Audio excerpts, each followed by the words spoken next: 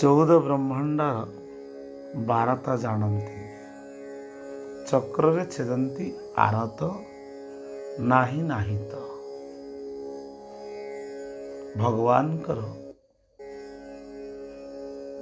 କର୍ଣ୍ଣ ଏଭଳି ଯେ ଭକ୍ତ ଯେଉଁଠାରେ ଯେଭଳି ଡାକିଲେ ସମସ୍ତଙ୍କ କଥାକୁ ସେ ଶୁଣନ୍ତି। ତେଣୁ ତ ଭଗବାନ ସେ ଠାକୁରଙ୍କର ସୁନ୍ଦର ଲୀଳାନୁଭୂତି କଥାଟିଏ ବଡ଼ଖେମୁଣ୍ଡି ରାଜା ରାମଚନ୍ଦ୍ର ଦେବ ଓ ରାଣୀ ଅନଙ୍ଗ ମଞ୍ଜରୀ ଠାକୁରଙ୍କର ସ୍ନେହୀ ଭକ୍ତ। ରାଜା ରାଣୀ ହୋଇଥିଲେ ବି ଗର୍ବ ଅଭିମାନ ଶୂନ୍ୟ, ସାଧାରଣ ଭକ୍ତଙ୍କ ସହ ବେଶ ମିଶନ୍ତି। ଠାକୁରଙ୍କର ଲୀଳା କୌତୁକ କଥା ପଚାରି ଶୁଣି ବେଶ ଆନନ୍ଦ ହୁଅନ୍ତି। ଠାକୁରଙ୍କର ପ୍ରତି ଅଚଳା ଭକ୍ତି। ତାଙ୍କ ନିଜ ଅନୁଭୂତି କଥା ପଚାରିଲେ ଟିକିଏ ହସି ଭାବବିହ୍ୱଳ ହୋଇ କହି ବସନ୍ତି। 1953 ମସିହା ଜନ୍ମୋତ୍ସବ।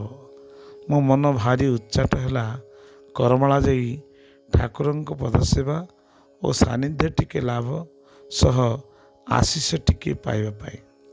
ସଙ୍ଗରେ ଆସିଥିଲେ ରାଣୀ ଅନଙ୍ଗ ମଞ୍ଜରୀ ଓ ଭକ୍ତ ଶ୍ରୀ ନୀଳମଣି ଷଡ଼ଙ୍ଗୀ। ସଙ୍ଗରେ ଗୋଟିଏ ବଡ଼ ସାଇଜର ଗ୍ଲୋବ୍ ଆଣିଥିଲି ଜନ୍ମୋତ୍ସବରେ ଠାକୁରଙ୍କୁ ଭେଟି ଦେବାକୁ।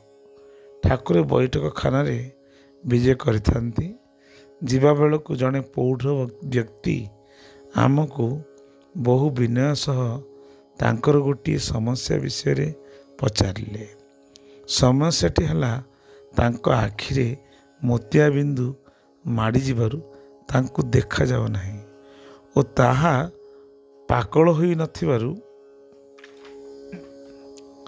ଅପରେସନ୍ କରିବାକୁ ବର୍ତ୍ତମାନ ମନା କରୁଛନ୍ତି। ଆହୁରି 5 ବର୍ଷ ଅପେକ୍ଷା କରିବାକୁ ପଡ଼ିବ। ସେ ନିରାଶ ହୋଇ କଲିକତାରୁ ଫେରି ଠାକୁରଙ୍କ ଆଶ୍ରୟକୁ ଆସିଛନ୍ତି। ତାଙ୍କର ସମସ୍ୟା ହେଲା ଆଖି କଥା ଠାକୁରଙ୍କୁ କହିବେ କି ନାହିଁ। ଆମେ ବଡ଼ ଅଡ଼ୁଆରେ ପଡ଼ିଗଲୁ। ତଥାପି ତାଙ୍କୁ ନୀଳମଣି କହିଲେ, ଠାକୁର ଯେବେ ଅନ୍ତର୍ଯ୍ୟାମୀ ଓ ସର୍ବଶକ୍ତିମାନ, ତେବେ ଭଲ କରିବାରେ ଶକ୍ତି ତାଙ୍କର ଅଛି, ଏହା ନିଶ୍ଚିତ ବିଶ୍ୱାସ କର। ଯଦି ଅନ୍ତର୍ଯ୍ୟାମୀ ନୁହନ୍ତି ତେବେ ରୋଗ କିପରି ଭଲ କରିବେ? ଏପରି ସ୍ଥଳେ ତାଙ୍କୁ କହିବାର ଆବଶ୍ୟକ ନାହିଁ। ଆମ ସହିତ ମଧ୍ୟରେ ଭଦ୍ରଲୋକ ଠାକୁରଙ୍କ ପାଖକୁ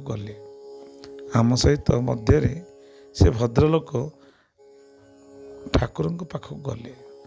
ମୁଁ ସାଷ୍ଟାଙ୍ଗ ପ୍ରଣିପାତ ହୋଇ ଗ୍ଲୋବଟିକୁ ଟେବୁଲରେ ରଖି ଦେଇଥିବାରୁ ଠାକୁର ପ୍ରଶ୍ନ କଲେ, ଏଟା କ'ଣ? ମୁଁ କହିଲି, ଏହା ଭୂମଣ୍ଡଳ ବୋଲି ମୁଁ କହିଲି। ଏ ନୀଳ ରଙ୍ଗ ଗୁଡ଼ିକର ତାତ୍ପର୍ଯ୍ୟ କ'ଣ ବୋଲି ଠାକୁର ପଚାରିବାରୁ ଏହା ପୃଥିବୀର ଜଳଭାଗ ବୋଲି ମୁଁ କହିଲି।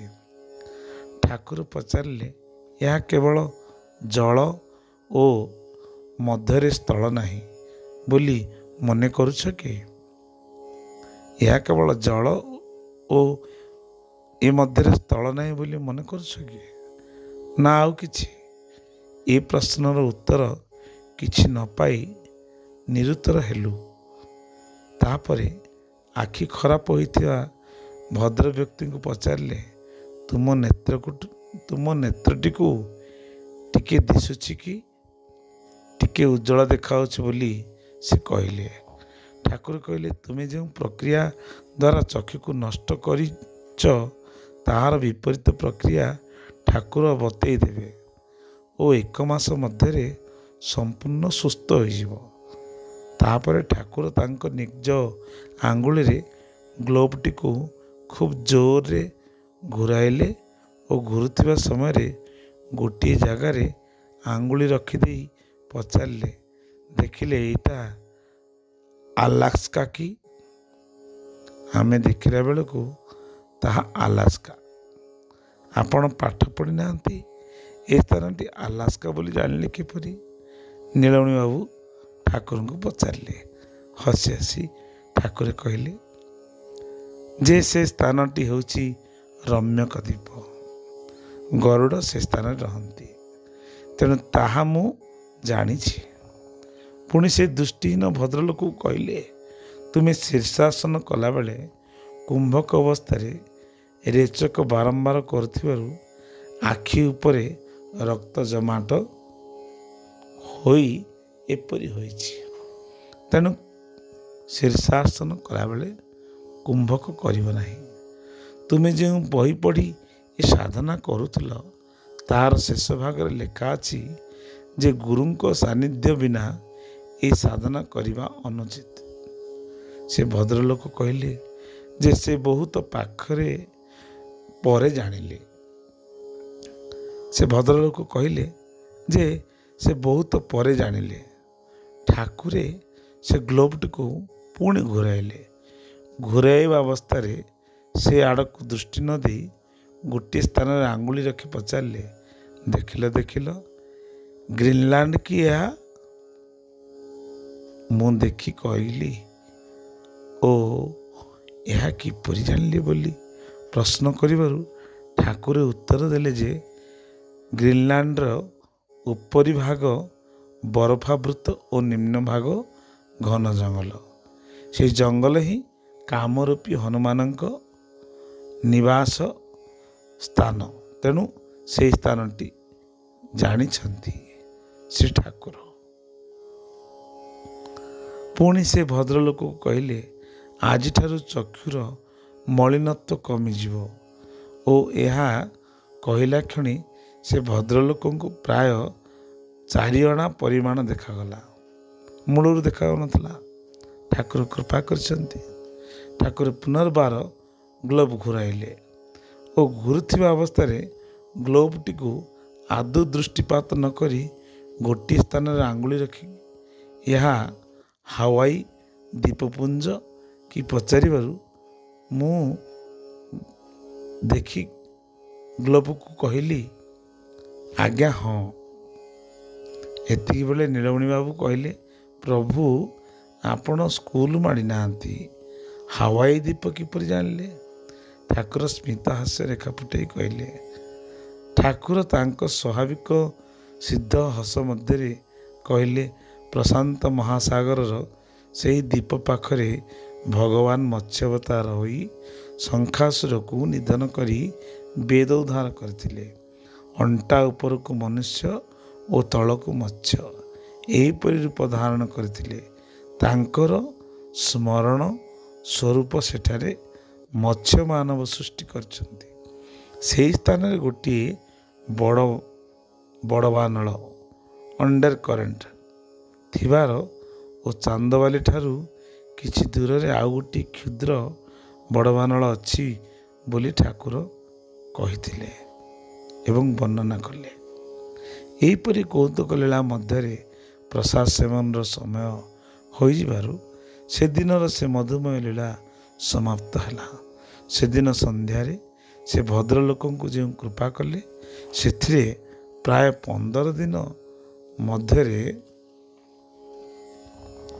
ସମ୍ପୂର୍ଣ୍ଣ ଭାବରେ ଚକ୍ଷୁର ଜ୍ୟୋତି ଫେରି ପାଇ ପୁନଶ୍ଚ ଠାକୁରଙ୍କ ପାଖକୁ ଆସି ଆଶୀର୍ବାଦ ନେଇ ଚାକିରିରେ ଯୋଗ ଦେଲେ।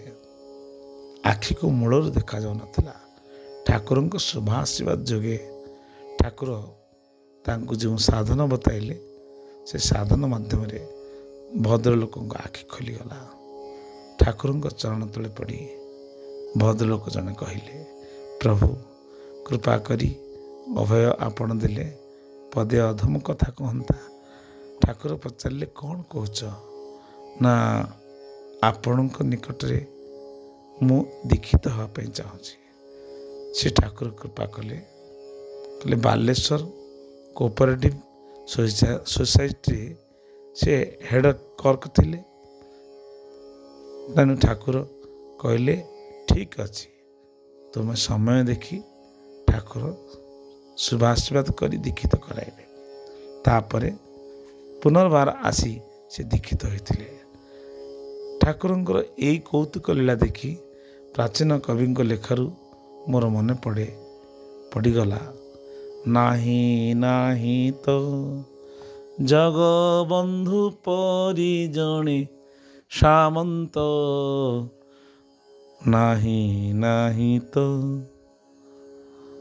14 ବ୍ରହ୍ମାଣ୍ଡ 12ତା ଜାଣନ୍ତି, ଚକ୍ରରେ ଛେଦନ୍ତି ଆରତ, ନାହିଁ ନାହିଁ ତ। ଅନ୍ତର୍ଯ୍ୟାମୀ ଠାକୁର ସେ, ତାଙ୍କୁ କେଉଁ କଥା ଗୋଚର? ତେଣୁ ଠାକୁର ଏଠି ଗ୍ରୀନଲ୍ୟାଣ୍ଡ, ଏଠି ରମ୍ନକଦ୍ୱୀପ, ଏଠି ଗରୁଡ଼ ଅଛନ୍ତି, ଏଠି ହନୁମାନ ଅଛନ୍ତି। ତାଙ୍କୁ ପୁନର୍ବାର ଆମେ ପଚାରିବୁ, କ'ଣ ବା ପଚାରି ତାଙ୍କୁ କହିବୁ? ତେଣୁ ସର୍ବ ଅନ୍ତର୍ଯ୍ୟାମୀ ପ୍ରଭୁ ସମସ୍ତ କଥାର ଉତ୍ତର ଦେଇ ଆମମାନଙ୍କ ମଧ୍ୟରେ ଥିବା ସମସ୍ତ ସଂଶୟ ଦୂର କଲେ। ଅନ୍ତର୍ଯ୍ୟାମୀ ଠାକୁରଙ୍କୁ ଅଛପା କ'ଣ?